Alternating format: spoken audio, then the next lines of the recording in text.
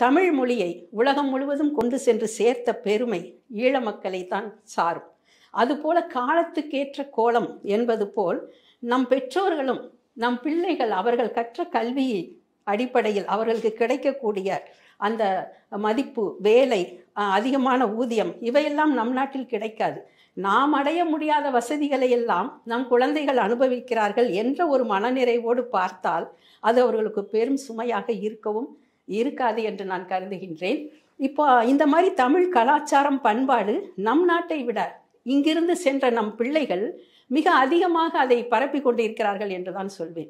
பாருங்கள், நம்ம தமிழ் பண்டிகைகள் அங்கே அதிகமாக கொண்டாடப்படுகிறது. பொங்கல், தீபாவளி, நவராத்திரி, விநாயகர் சதுர்த்தி, வரலட்சுமி விரதம், இப்படி அனைத்து பண்டிகைகளையும் குடும்பமாக நண்பர்களோடு சேர்ந்து ஒரு கொண்டாட்டமாக அங்கே கொண்டாடும் போது அங்கே இருக்கின்ற அமெரிக்கர்களும் அதில் கலந்து கொள்கிறார்கள். இதனால் நம் பிள்ளைகள் மூலமாக நம்முடைய மொழி, கலாச்சாரம், பண்பாடு அனைத்தையும் நாம் உலகம் முழுவதும் பரப்பி கொண்டிருக்கின்றோம் என்ற ஒரு மனநிறைவு பெற்றோர்களுக்கு வர வேண்டும். நம் பிள்ளைகள் மூலமாக அது நடக்கிறது. அதுபோல தமிழ்நாட்டை சார்ந்த உணவு விடுதிகள்